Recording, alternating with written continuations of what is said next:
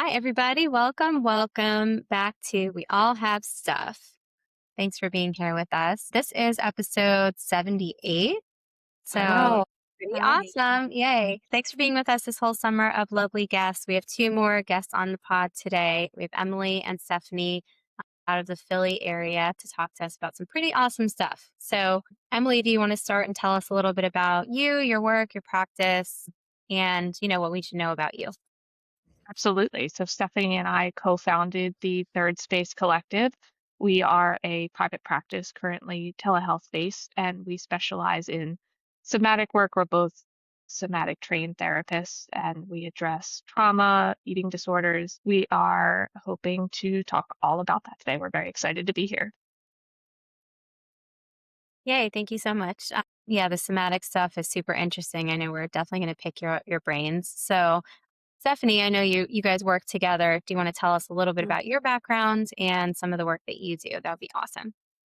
Yeah. So I specialize in the trauma side of somatic recovery, body, relationship recovery, and also couples work. So my background is in the school system. I worked in a crisis hospital when I was like 18 when I was an undergrad, and I've just done trauma work. So that's kind of my niche area is trauma, couples, the trauma that we bring into relationships, how we store it in our body, how all of those things, and then recovering from that. Yeah, I love that. Yeah, if you don't mind, I'm going to just jump right in because I've been excited to chat with them. So I would just say, because I have training in deep rooted trauma therapy too. It's actually called PBSP.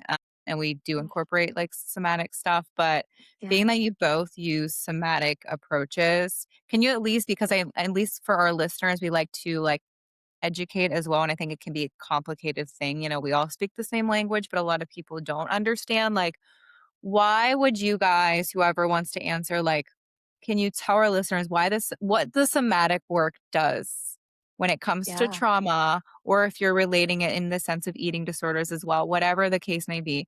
Why would you guys suggest of what the healing powers of somatic work does as somebody? Because I'm a firm believer that, we've talked on here with a trauma therapist before that there's talking doesn't heal in the way that we need the nervous system to heal. And if you could just speak on that a little bit for people who don't really understand the somatic stuff.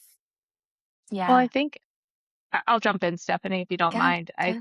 I think in regard to the eating disorder, especially, it's very body based, right? So like in thinking about how we're approaching it and how we're treating it, like you said, we can talk about it. However, if there's this disconnection from the physical sensation, what do hunger cues even feel like anymore? Do they scare people? Are they something that we find ourselves avoiding or pushing down?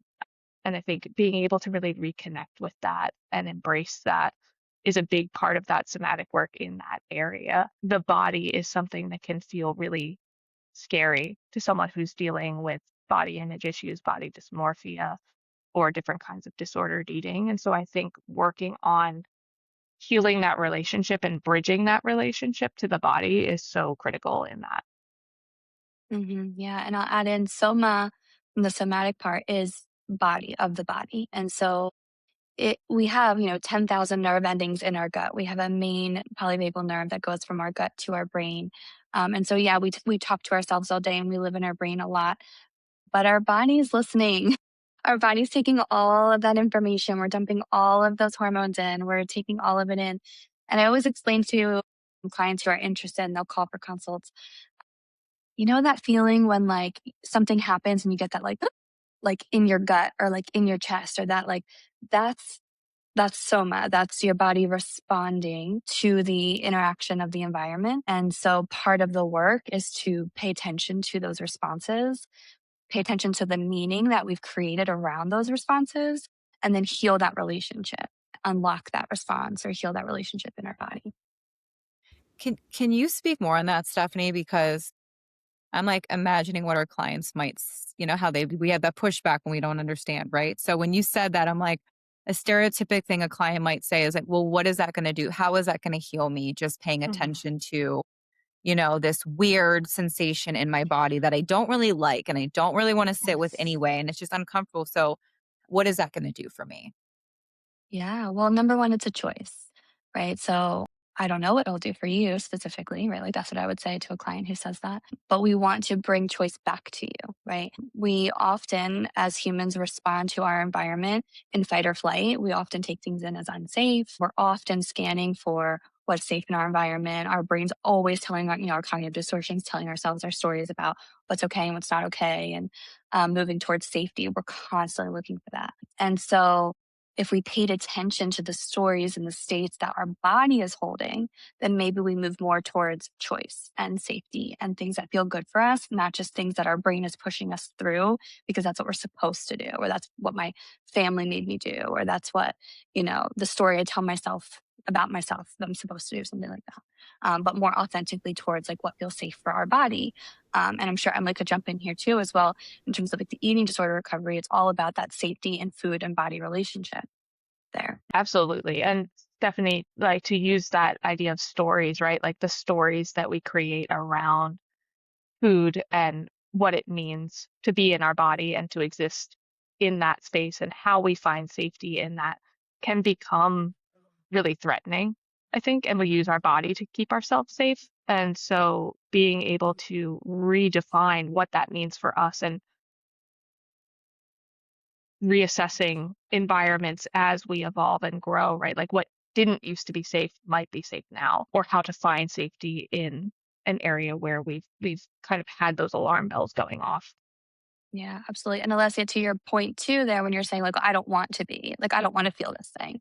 Like, yeah, exactly. Mm, Like, of course, we don't want you to. I don't want you to hold that. I don't want you to have that relationship with food in your body or have this relationship with anxiety when you're going out in public or, have that feeling sit with you. So that is part of the somatic work there. Honestly, I think what kind of hit me when you guys were talking is about you have a decision to make about how you heal and if you're willing to do it. And I think there's an Mhm. aspect in all sorts of trauma that we deal with and healing and mental health that you feel like you don't have decision making power. You don't have a choice. You don't have freedom. You don't have autonomy. You don't have control.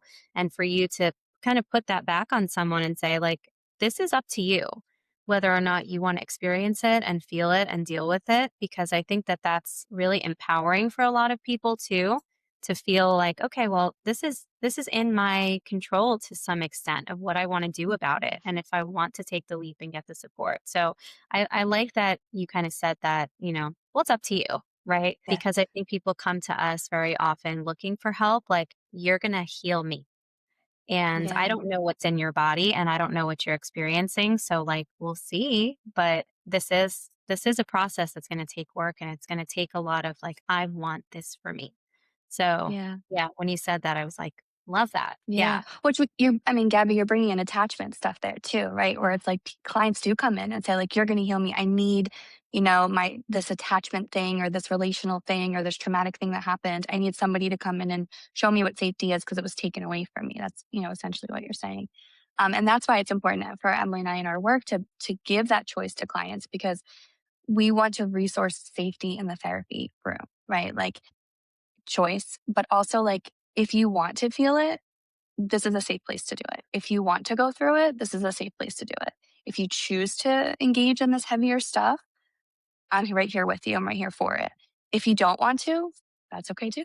Like I'm still here for it. That whole relational safety part. Yeah, and I think my backup question, maybe this is a little bit more for Emily with the eating disorder stuff that you do. I feel like when some clients come in and they don't associate what's happening in their mind with what's happening in their body. And it's like, well, I Mhm. struggle with eating, or I struggle with, this like uncomfortable, unsafe feeling in my body, but then I also have the mental health stuff. And it's important, I think, for us and all the work that we do to kind of say, well, they go together. So when you work on one, you work on the other, and you're going to see that backflow of progress when you address both at the same time and you kind of talk about how they're connected. So if you see clients that are coming in for, help with their eating or their feelings about food and how it's affecting their body, like, how would you talk to them and kind of say, like, we need the full picture here? How do you get them to accept that kind of help? mhm. That's a really good question. And I think you hit the nail on the head in identifying that that's something that comes up for so many in that they're like, okay, I just need to fix this. Like, this is the problem, and none of the other stuff is connected to that, or why would that be connected to that? And I think that bridging that gap is so important. So how we might do that is kind of connecting history and patterns and helping illuminate that, and then bringing in the behaviors with food, helping them understand how those patterns are connected to managing behaviors and managing reactions as well. I think, to speak to what Stephanie was saying, with the ability and willingness to feel something, that a lot of the times the symptoms that people are coming in with are actually the ways that they're trying to not be connected to those feelings, the ways that they're trying to soothe or manage those reactions. And so helping Mhm. them be able to see that. And Stephanie, maybe speaking to that, how do you do that work? Getting people to connect their patterns. Mhm. Yeah. I'm a nerd. You guys, I want to go off on like a nerd tangent. Do it. Do it. Yeah. So I always talk to clients about like our neuro pathways, right? Like I love neuropsychology. I love the idea, the patterns. Like we are all patterns. Everything we do is patterns. And so we we project our patterns out into our relationships. We project our patterns out into our world. And if we really want to make a shift within our body, within ourselves, we have to tune into how that's presenting within ourselves, right? So we have like a trigger point, we have like a belief, we have a sensation in our body that comes up, and then we're down the pathway, right? All of a sudden we're going into that thing that I do to disconnect from it, or I'm going into that controlling my meal, or counting my calories, or getting to the gym, or whatever it is that's part of that pathway, so that I can protect myself, keep myself safe, not feel the thing that feels too big to feel, you know, figure out the uncertainty that I can't handle. And so when we're trying to connect it all, it's not about, and often a lot of people go to like, self deprecating criticism, being really hard on themselves when they start to see these patterns. These patterns are beautiful. Like, if you think about it, Mhm. we are these little babies that come into this world with zero control. And we've developed these patterns to get through whatever life threw at us to get to the point to which you are now in my office.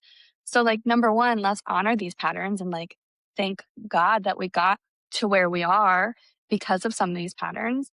And then again, introduce choice. Like, well, maybe I needed that when I was 10 or 15 or 20. Maybe I don't need it in the same way. And like, if I can pull that whole pattern together and that trigger point and that like neural pathway, and I can, regulate myself, release the experience in my body, pay attention to it, and then make a choice, I can start a new pattern. And like the beauty is we're neuroplastic, so we can do that if we watch it in real time, right? So yeah, I go on the whole nerd, nerd rant with my clients when they're asking me like, how is this going to work? I'm like, I can give you my dissertation, no problem. Yes, which I love that because I mean, obviously, I believe in the work you're both talking about. And when I hear you talk, Stephanie, I think that our nervous system has that neural pathway just so wired into like that fight or flight. Like you said, when you describe it, when I describe it to clients, it's like those voices or those, patterns of cognitive patterns we have, or they were there for a reason at one point. There was a point where a caretaker didn't meet a need, or we had an interaction that was like didn't go as planned or ideal. And so Yeah, our body's like, that didn't feel good. So how can we cope and manage and survive? And yeah, then we get to a point where I think a lot of us adults that come to all of our offices are like, I'm sick of surviving, yeah. right? Like, how do I live and feel more at peace? Because Hmm. my body doesn't know what that even feels like, right? Hmm. Hmm. Oh yeah, and that's where like resourcing safety in the therapy room, like that is the number one thing, right? Because a lot of our clients have no idea what is a safe nervous system. Like, I don't know, right? Like being disconnected, being disassociated. But if you can come into a therapy space and be like your ugly cry, like your like, whatever, your silly, goofy joke, your like the thing that like you say that you don't let anybody else hear, and you put it in this therapy space, and your therapist goes, okay, cool. And you're like, what? Like you're not gonna, tell me to stop crying or tell me I can't do that or give me judgment for that or whatever. And your therapist is just like accepting that. That is like teaching and resourcing safety in the moment. And then you feel that in your body. And then in the somatic space, we tune into what that felt like to receive that kind of acceptance. Yeah. Wow. Yeah. I think that that right there is like so powerful because when people come in with like a body response, I think that that's so hard to accept that like this is happening to me because something happened that made me this way. And we've done so much like trauma talk on the podcast, and I think that this is so great to dive in with you because for someone to say like I'm sick of my feeling like my stomach is sinking all the time or like my heart's about to beat out of my chest and I just Yeah. don't know why, and like teaching them that that's data and Yeah. we can get to a place where you learn more about yourself and what your triggers are by listening to what's happening inside of you. So I guess my question when we look at that aspect of all of this is like how do we teach someone to differentiate between what your body's telling you for survival and safety and when it's normal. Because I've had clients that are like, well, anytime that my heart rate goes up, I'm like not well. And sometimes it's like, well, you just ran 3 miles. Like, yeah. But they're, almost in panic after Yeah. that because that's the same sensation of when they're fearful and when they're not safe. So, I think maybe from different perspectives, you both can maybe speak to that of like trusting your body and what that looks like and how you get someone back there. Mm-hmm. I think that self-compassion is a big part of my practice in this and working on helping people have that space when they do feel that fear. Their heart rate goes up and they're not jumping right to, oh my God, it's so silly that I'm feeling this, or I'm beating myself up for having a reaction to this or judgmental in my response, and kind of creating space for recognizing that and kind of holding that, because I think a lot of what happens is we get caught up in the reaction to the reaction, and that just makes it so much more painful and difficult to experience it. And so that's a lot of where I go with that. I'm Mm-hmm. working on normalizing physiological responses. Like, yeah, your heart rate is going up. That's your body working to get ready to help you do something if you need to do something. It's opening your blood vessels so that it can pump blood to all of your extremities, right? Like, and provide for your organs to help you live. So like normalizing that and helping kind of provide some de-escalation in how we respond to that actual physiological reaction. Mm-hmm. Yeah. And in trauma work, we see that all the time. I often have clients that come in and say, like, I wake up in a panic.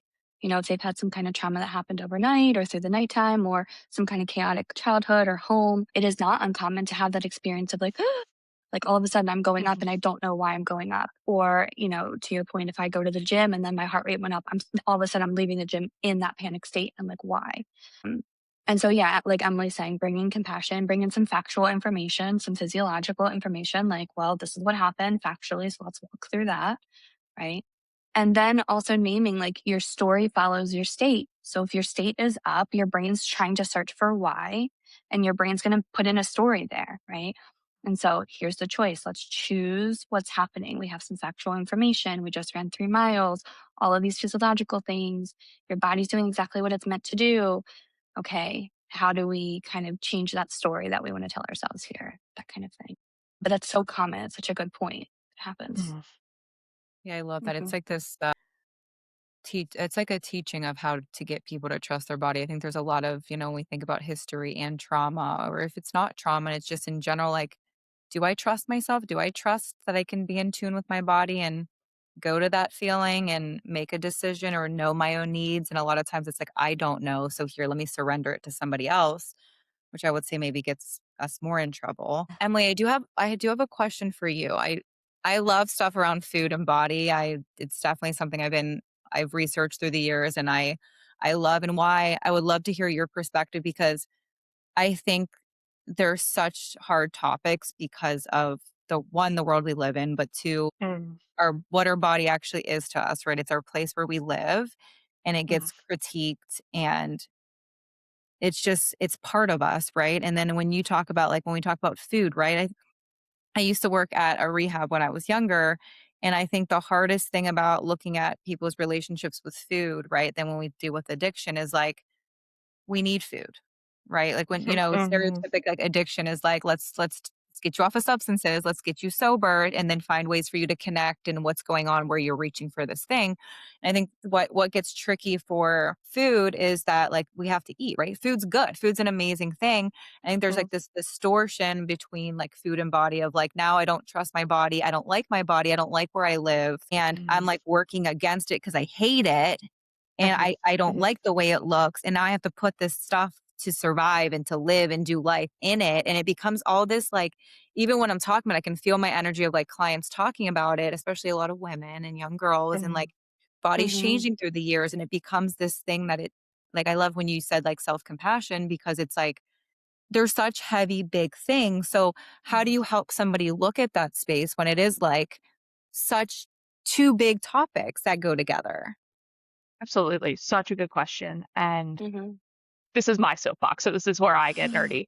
I think we live in a world that glorifies smallness, especially for women, and is really, frankly, obsessed with the shape of people's bodies. And I think that that really contributes to a lot of people's preoccupation. People, and again, especially women, like there's a lot of worth built into what we look like, and social value, fear of judgment, and a lot of assumptions that we make about people based on their body sizes. So I think that can be really challenging because not only is it something that people create narratives around or have experienced in their past, right? Like it's happening right now too. And like you said, we can't just stop eating, right? Like we have to, like the healthy relationship with food is so important because not only is it something that we need to like nourish and fuel our body, but it's how we connect with people, right? Like we use food to celebrate, we use food to grieve, like we use food to comfort ourselves.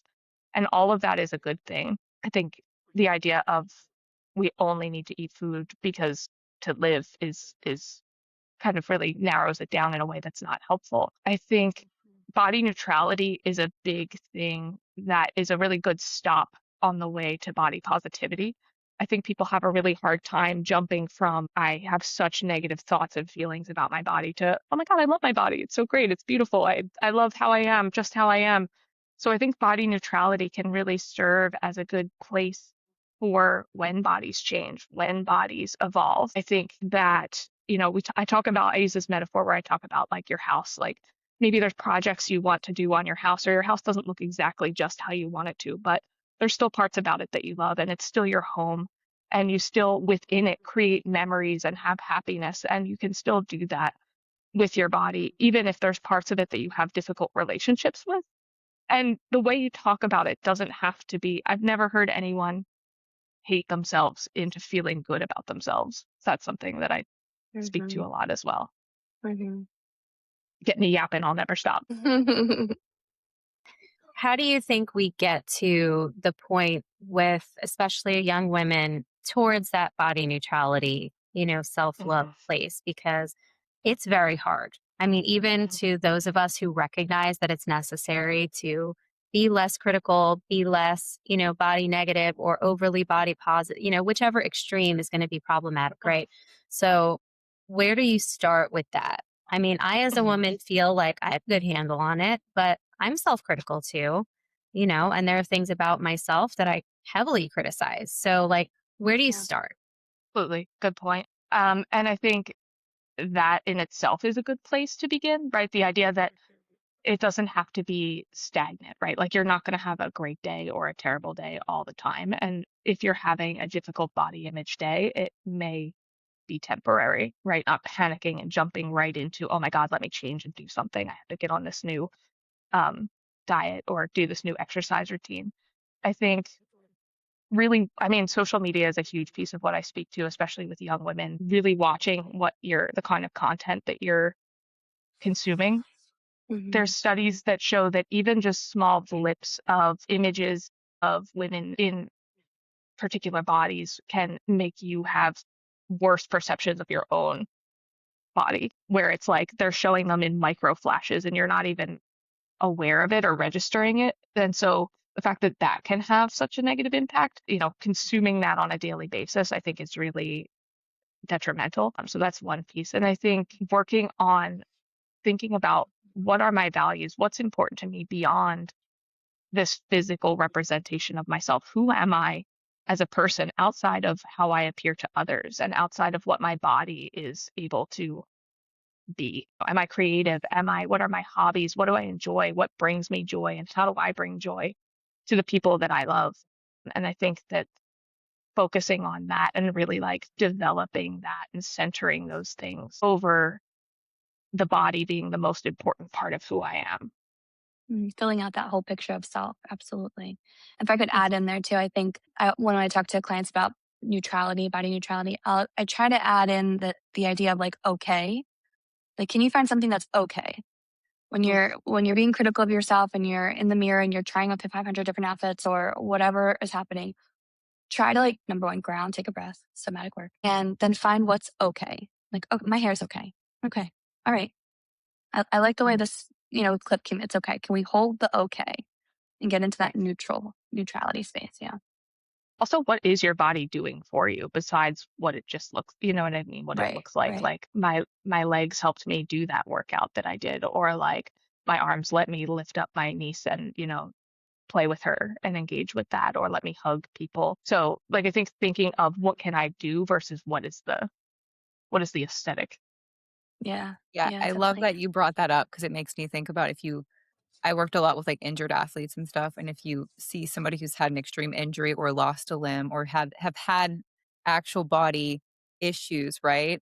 The gratitude that they do have and bring back into their life is the thing that makes them like really mentally and emotionally Mm. strong, right? And it's Yeah. like sad because it's those people who have literally gone through the extremes that it's like the stereotypic, you don't know what you have until it's gone. And it's like, how do we Mm. practice that with still having all of us here, but also Mm. realizing like I can appreciate these parts of my body, even though there's parts that I might not be in love with every day.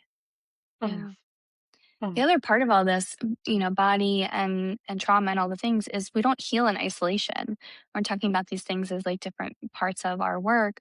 But a big part of the third space is bringing in a community space, even though we're virtual right now, our goal is to, be in person, but we have resources on our website and we have a newsletter and we do a lot of stuff online that we want people to know that you're not suffering with this by yourself, whether it's trauma, relationship, eating disorder recovery. We don't heal in isolation. We heal in community and bringing those thoughts into community, to your therapist, to your friends, to your support group, whatever it may be.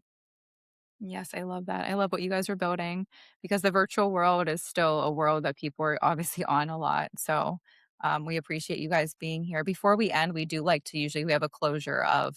I know we kind of were a little bit of different topics between trauma and food stuff and somatic work. What would you guys, if each of you could maybe give, we like to give like tools, trips, or tools and tricks for anybody listening that like put this in your pocket and take it with you.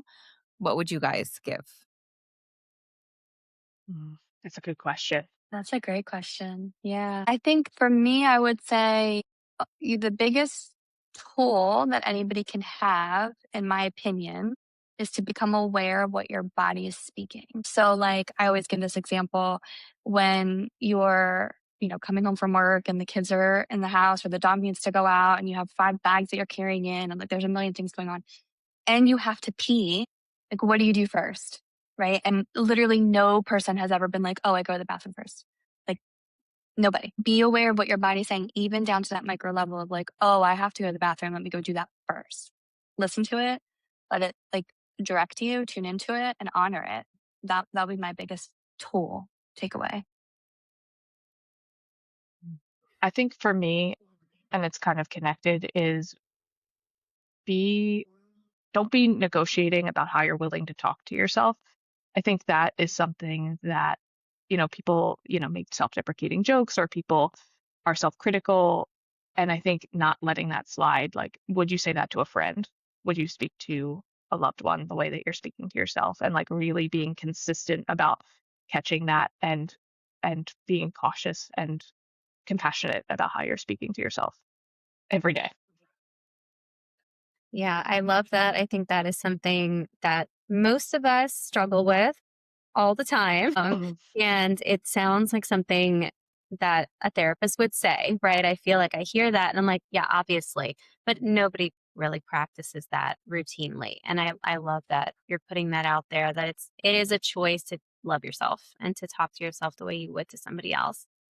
Mhm. And I also love that example, Stephanie, because as a mom, I would also not pick having to go pee first. I mean, So guilty as yeah, well, for sure. guilty as But charged, and, yeah, yeah, I was like, "Actually, yeah, no, I would probably put stuff down first and then take to the kids, and then the dog's out, and then if I remember to pee, I will." So, yeah, yeah, yeah.